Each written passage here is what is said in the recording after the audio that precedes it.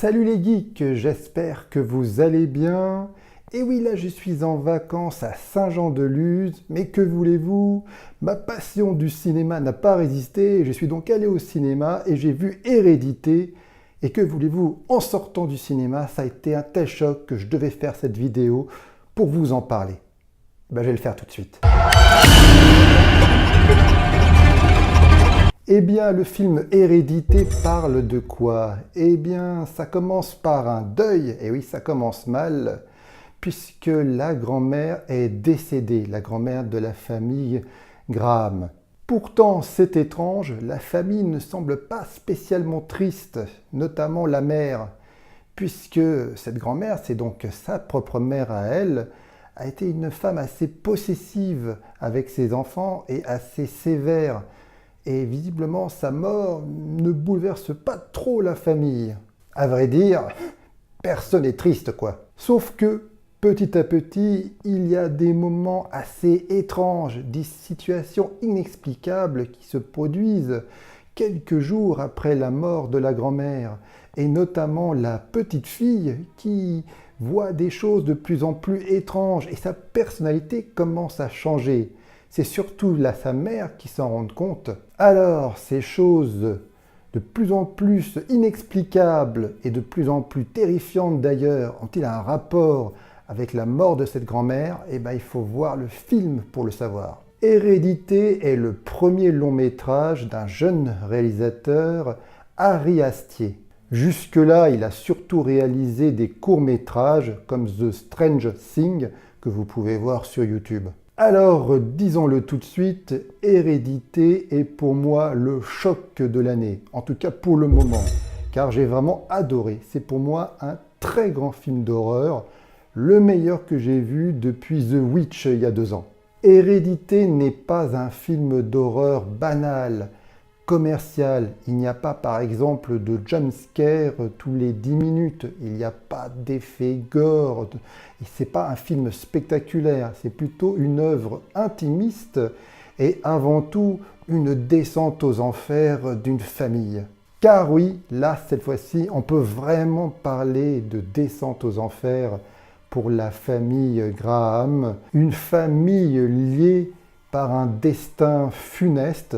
Ils ne peuvent pas s'en échapper et la première image du film, je ne spoil pas, c'est également la première image de la bande-annonce où on rentre dans une maison de poupées et on voit ensuite cette famille. C'est bien sûr une image symbolique qui stipule que cette famille ne sont que des poupées, des marionnettes qui sont manipulées et ils ne peuvent pas sortir de leur carcan, de leur environnement. Ils sont rattachés les uns les autres vers un destin, comme je l'ai dit, vraiment funeste. Hérédité est vraiment une œuvre intime. C'est un film lent. Il n'y a pas vraiment de scènes spectaculaires. Je dirais même qu'il y a très peu de moments flippants dans ce film. Par contre, lorsque ces moments sont présents, croyez-moi, c'est difficile de résister à cette ambiance particulièrement anxiogène, où le son est particulièrement travaillé, et où la photographie de l'image est extrêmement précise. Par moments, en termes de mise en scène, je trouve qu'on est vraiment entre du Bergman et du Stanley Kubrick, tant la mise en scène, la photographie du film est précise. Une photographie assez veloutée, avec une colorimétrie assez verdâtre à certains moments. C'est vraiment un film, on va dire, vraiment d'auteur. D'ailleurs, ce film a plusieurs lectures. Vous pouvez le voir en effet comme un film fantastique assez classique en fin de compte, lorsqu'on voit le scénario la narration dans sa intégralité, même s'il y a quelques surprises, lorsqu'on résume l'histoire, c'est assez classique, ou voir vraiment plutôt comme une sorte de drame familial assez puissant. C'est pour ça que je compare également à l'œuvre de Ingmar Bergman, une œuvre vraiment assez puissante où on voit vraiment la déchéance d'une famille, où les liens entre les personnages se détériorent peu à peu au fur et à mesure que les choses étranges, inquiétantes, terrifiantes se passent. Et on sent que les relations s'harmonisent au fur et à mesure. Et c'est là, à mon avis, vraiment l'enjeu du film. C'est c'est la destruction, la déchéance d'une famille avant tout. Après, c'est un film d'horreur, un film fantastique, comme vous le voulez, mais c'est avant tout une chronique d'une mort avancée d'une famille. Avec un tel projet, vous imaginez bien, le choix des acteurs est essentiel. Et l'actrice principale, celle qui joue la maman, incarnée par Tori Collette, est tout simplement phénoménale. Elle est incroyable dans ce film. Elle est sublime. Elle a un jeu d'une finesse, d'une subtilité qui évolue suivant les situations du film. Elle est énervante, elle est émouvante à certains moments, elle est terrifiante dans d'autres, elle est fabuleuse. Et pour moi, tous les acteurs sont vraiment du même niveau, que ce soit les enfants, les adultes. Ils sont parfaits dans ce film.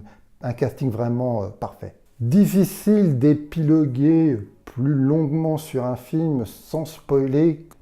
Certains parlent d'un ersatz de Rosemary's Baby et d'autres. Moi, je ne vois pas ça du tout en regardant le film. Je spoil là pendant quelques secondes, alors avancez la vidéo pendant 20 secondes si vous le souhaitez.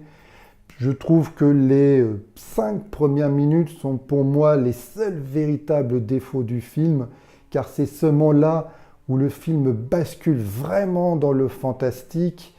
Alors, vu qu'auparavant c'est une œuvre plutôt réaliste, donc j'ai pas trouvé super crédible les 5 dernières minutes du film. Mais pour moi, ça n'entache pas l'œuvre dans sa globalité. Car en effet, les 5 dernières minutes tombent justement pour moi dans les travers qu'il a essayé d'éviter jusque-là. On est justement dans du fantastique horrifique classique, de rituels, de sorcières, de sorcellerie, d'œuvres un peu sataniques. Voilà, je trouve qu'on va un peu trop loin et je trouve ça un peu dommage vu que tout auparavant, ça devait être une œuvre plutôt réaliste et subtile. Là, on verse vraiment dans le gore quasi complet et c'est vraiment dommage. C'est là où on voit que l'œuvre essaye quand même de flatter les amateurs des films comme Conjuring et autres, ou autres Paranormal Activity.